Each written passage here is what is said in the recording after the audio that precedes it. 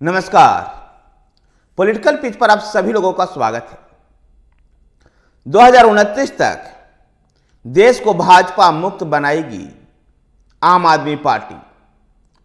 अरविंद केजरीवाल ने पिछले दिनों दिल्ली विधानसभा में विश्वास मत पर हुई चर्चा के दौरान इस बात का आह्वान किया कि 2024 में बेशक भारतीय जनता पार्टी चुनाव जीत जाए, लेकिन 2029 में भाजपा मुक्त देश बनाएगी आम आदमी पार्टी। आम आदमी पार्टी के पिछले 12 साल की जो विकास यात्रा है, इस 12 साल की यात्रा को उन्होंने चर्चा करते हुए कहा कि देश में आम आदमी पार्टी एक ऐसी अकेली पार्टी है जो इतनी जल्द राष्ट्रीय पार्टी का दर्जा हासिल कर ली है। 2 राज्यों में सत्ता में हैं और 2 राज्यों में उसके विधायक हैं। ऐसे में आम आदमी पार्टी एक राष्ट्रीय पार्टी का दर्जा हासिल कर ली है। और इसी का उल्लेख करते हुए उन्होंने कहा कि हिंदुस्तान को, भारत को भारतीय जनता पार्टी मुक्त 2029 में बनाएंगे। इस दौरान अरविंद केजरीवाल ने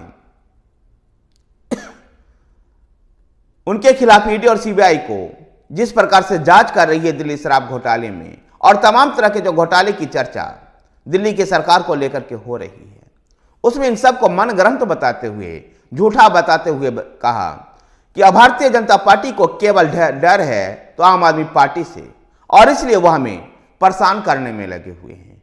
दिल्ली में कोई काम नहीं करने देते हैं, उल्टे हमारे ऊपर भ्रष्टाचार का केस लगाते हैं। हम दिल्ली में स्कूल बना रहे हैं, लोगों को मुफ्त में इलाज कर रहे हैं, सस्ती दवाइयां दे रहे हैं, लेकिन ये भारतीय जनता पार्टी हमें रोकना चाहती है, जैसा कि उनकी राजनीति का एक मेन स्टैंड रहा है। उसी तरह का ये आरोप लगाते हैं। भारतीय जनता पार्टी पर आरोप लगाते हुए अरविंद केजरीवाल ने कहा कि 2029 में हम भाजपा मुक्त देश बनाएंगे। गौरतलब है कि अरविंद केजरीवाल राष्ट्रीय स्तर पर बने INDA गठबंधन के हिस्सा में भी रहे हैं। ऐसे में अब INDA गठबंधन का अस्तित्व नहीं दिखाई दे रहा है। फिर भी अरविंद केजरीवाल इस बात को दावा कर रहे हैं कि 2029 में भाजपा मुक्त बनाएंगे। अरविंद केजरीवाल के इस दावे में हंसी के सिवा और कुछ नहीं सामने दिखाई देता है।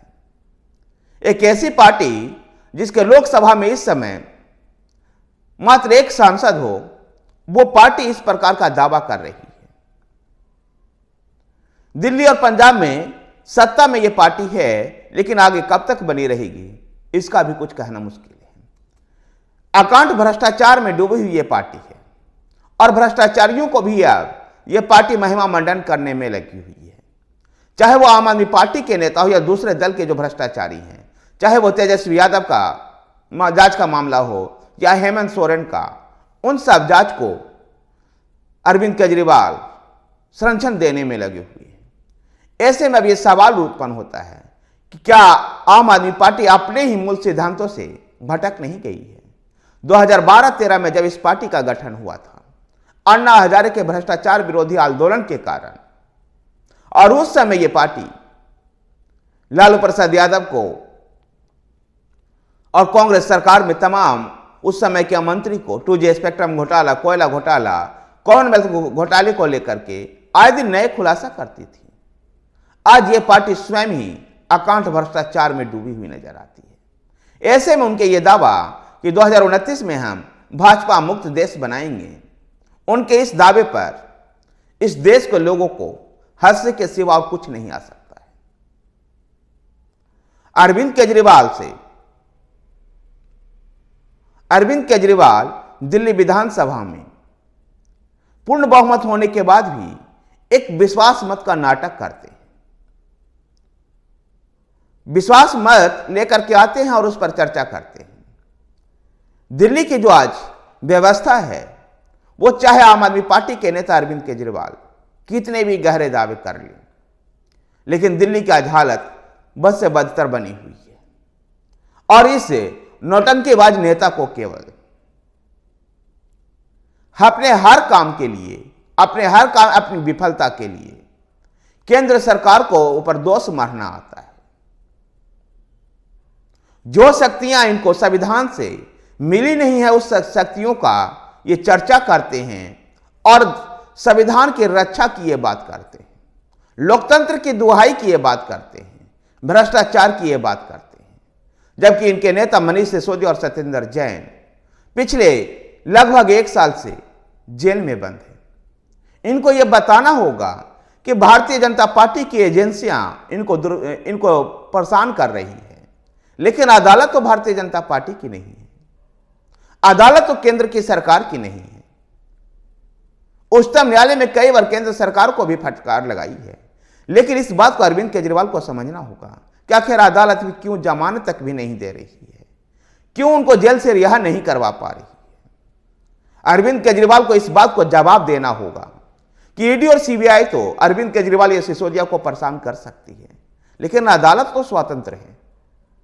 और जब अदालत स्वतंत्र है तो फिर यह कैसा वो जेल में क्यों बंद है? इसका मतलब कुछ तो दाग में काला है।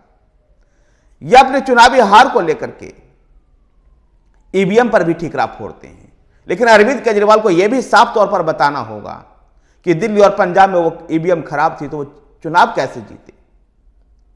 केवल इस देश में एक नौटंकी कर देने से, किसी दूसरे पार्टी पर आरोप लगा देने से राजनीति नहीं चल पाती है। और अरविंद केजरीवाल साहब को मेरे इस चैनल के माध्यम से एक सलाह है कि मोदी विरोध में इतने अंधे मत बन जाओ कि देश का ही विरोध शुरू कर दो। और आप देख रहे हैं कि इस मोदी विरोध के इस अंधे दौर में राहुल गांधी किस प्रकार से, राहुल गांधी और उनकी पार्टी कांग्रेस पार्टी देश का भी विरोध करना शुरू करती है। उनके कुछ बयानों पाकिस्तान और चाइना को भी समर्थन करते हुए होता है। प्रधानमंत्री नरेंद्र मोदी की सरकार द्वारा हर काम को वो अलोकप्रिय बता देते हैं, जिनको जनता का समर्थन भी मिलता है। और आज कांग्रेस पार्टी का क्या हाल है? कहीं आम आदमी पार्टी का अस्तित्व खत्म ना हो जाए, इसके लिए अरविंद केजरीवाल को मोदी सरकार का विरोध करना चाहिए, लेकिन एक रचनात्मक विरोध का तरीका अपनाना होगा। केवल आरोप मर देने से राजनीति नहीं चलती है। धन्यवाद साथियों, वीडियो को लाइक कीजिए, शेयर कीजिए। हमारे साथ बने रहने के लिए हमारे चैनल पॉलिटिकल पेज को सब्सक्राइब कीजिए। धन्यवाद।